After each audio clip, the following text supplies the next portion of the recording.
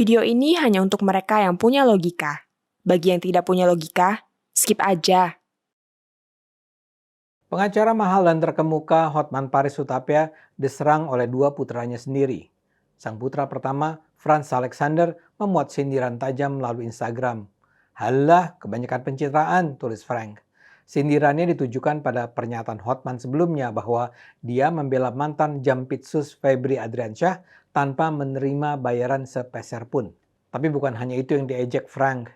Dia juga menyeret program bantuan hukum gratis Hotman 911 ke dalam sorotan. Dia bilang program itu sudah bergeser jauh dari misi awal menolong masyarakat kecil. "Orang miskin itu cuma dijadiin senjata marketing aja," tulis Frank. Ia bahkan mendesak akun resmi Hotman 911 official ditutup karena program itu sekedar kedok pemasaran bisnis hiburan malam ayahnya. Bukan cuma Frank yang bicara, adiknya Fritz Paris juga ikut menimpali. Tapi yang diserang Fritz adalah Beni Jannah, wanita cantik yang dikenal sangat dekat dan menjadi orang kepercayaan Hotman. Fritz merepost sebuah postingan medsos yang menyebut Beni Jannah sebagai maklar kasus dan tukang sogok Hotman Paris di pengadilan. Fritz bahkan menyatakan bahwa Beni seharusnya diperiksa oleh KPK. Bukan cuma itu, Fritz secara terang-terangan mengatakan salah satu alasan mereka sangat membenci Beni adalah karena Aspri tersebut kerap menghina ibu mereka, Agustian Marbun. Fritz bilang dia pernah mengusir Beni dari sebuah acara internal keluarga besar. Kedua kakak beradik ini nampaknya tak bisa lagi menahan diri untuk tidak menyerang sang ayah dan perempuan yang dekat dengannya. Frank sendiri mengaku sudah setahun tidak bertegur sapa dengan Hotman dan memilih membuka kantor hukum sendiri terpisah dari bisnis sang ayah. Ini tentu saja merupakan tamparan keras buat Hotman. Dia selama puluhan tahun dikenal sebagai pengacara yang sangat lihai memainkan panggung opini dan membentengi kliennya. Kali ini benteng itu dibobol dari dalam oleh dua anak kandungnya sendiri di depan jutaan pengikut media sosial. Banyak kasus raksasa selama ini ditangani Hotman. Sekarang dia mengaku menangani kasus Jampitsus tanpa bayaran. "Saya tidak mengharapkan uang dari Jampitsus ini karena saya tahu tidak mungkin dia bayar saya mahal," kata Hotman. Hotman membangun kesan bahwa dia merasa wajib membantu Febri karena Febri diperlakukan tidak adil. Hotman menyebut Febri sebagai sosok kepercayaan presiden, terutama lewat perannya di Satuan Tugas Penertiban Kawasan Hutan. Menurutnya, rekam jejak Febri dalam pemulihan aset negara mencapai 430 triliun rupiah lewat penanganan sejumlah kasus besar, termasuk petrol dan makan bergizi gratis. Dari situ Hotman membangun dugaan penetapan tersangka terhadap kliennya punya motif di luar penegakan hukum murni. Karena itulah, kata Hotman, dia bersedia membantu Febri tanpa dibayar. Layakkah penjelasan Hotman kita percaya?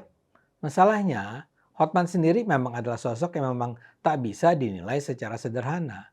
Di satu sisi, Hotman itu memang diketahui memberikan bantuan nyata kepada masyarakat kelas bawah melalui penyediaan bantuan hukum gratis, pendampingan kasus viral, serta penggalangan dana darurat bagi korban kejahatan.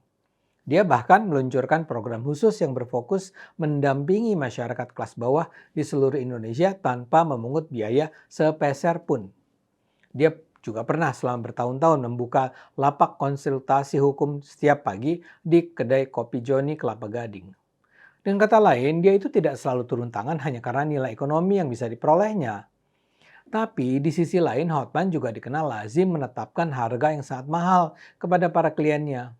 Untuk kasus bisnis dan kepailitan, dia sendiri pernah mengaku mematok minimum 100.000 US dollars atau sekitar 1,5 miliar rupiah per tingkat perkara. Bahkan untuk satu kasus penambangan, ia pernah membawa pulang honor hingga 170 miliar rupiah. Apalagi diduga nilai korupsi yang dituduh dilakukan Febri mencapai puluhan triliun rupiah. Karena itu, apakah kita sebaiknya menerima penjelasan Hotman bahwa dia membantu Febri karena alasan keadilan? Kita tentu tidak bisa menjawabnya sekarang. Namun kembali ke awal, mengapa kedua putra Hotman sendiri menyerangnya sedemikian rupa? Apakah itu murni peringatan berdasarkan kekecewaan pribadi atau karena sesuatu yang lain? Dalam kasus Hotman ini nampaknya sangat mungkin Frank dan Fritz mengecam ayahnya juga karena alasan lain yang lebih bersifat pribadi. Masalah keluarga. Misalnya saja, Frank menulis di medsosnya bahwa Hotman tega mengambil angpau pernikahan Fritz. Kabarnya, konglomerat Prajogo Pangestu yang adalah mantan klien resmi Hotman memberikan angpau sebesar 1 miliar rupiah. Tapi Fritz hanya memperoleh 200 juta rupiah, sementara 800 juta rupiah lainnya diambil sendiri oleh Hotman. Hotman tentu membantah keras tuduhan itu. Hotman menjelaskan, menurut adat Batak, seluruh angpau pernikahan sebenarnya adalah hak orang tua. Namun dia mengklaim telah menyerahkan seluruh amplop hasil resepsi secara utuh kepada Fritz tanpa mengambil sepeser pun. Nah, terlepas versi mana yang benar, perselisihan ini jelas menunjukkan buruknya komunikasi dalam keluarga Hotman. Selain itu, sikap kedua putra Hotman sangat mungkin juga dipengaruhi oleh perilaku Hotman dalam berhubungan dengan para perempuan di sekelilingnya. Publik memang sering menganggap Hotman tidak setia kepada istri karena dianggap sering terlihat bermesraan dengan wanita lain. Dia sering dicap netizen sebagai buaya dan dia sendiri kerap secara terbuka mengakui bahwa dia menjalani hubungan asmara dengan perempuan lain. Salah satu cerita yang terkenal adalah hubungannya dengan aktris Meriam Bellina selama bertahun-tahun. Hotman bahkan mengakui pernah sempat berpikir untuk bercerai, namun mengurungkannya karena melihat kebaikan dan kesetiaan sang istri, Agustian Marbun. Hotman juga lazim dikelilingi banyak asisten pribadi cantik dan dia juga kerap mengunggah video dirinya menari dan bermesraan di klub malam. Bagi publik, ini memperkuat citra pria tidak setia, meski Hotman berdalih itu hanyalah bagian dari branding dan strategi bisnis. Yang menarik, Agustian Marbun sendiri nampaknya memilih bersikap sabar. Dia sering dijuluki warganet sebagai istri paling sabar di Indonesia. Di berbagai kesempatan dia mengaku tidak merasa cemburu atau ambil pusing dengan kelakuan suaminya karena dia memegang teguh komitmen pernikahan mereka. Sebagai bukti tanggung jawabnya, Hotman juga mengaku menyerahkan hampir seluruh kepemilikan aset berharga atas nama istrinya.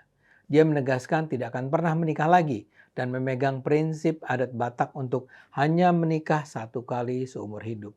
Hotman tentu sangat beruntung punya istri yang sedemikian setia dan berkomitmen. Tapi kali ini dia harus berhadapan dengan kedua putranya yang sangat mungkin tak bisa menerima perlakuan sang ayah pada sang ibu. Hotman sendiri mengakui bahwa dia memang sering membangun branding, membangun citra. Ini mungkin sekali berhasil membangun reputasinya. Namun di saat yang sama, justru orang-orang terdekat dalam keluarganya yang tidak bisa menerima.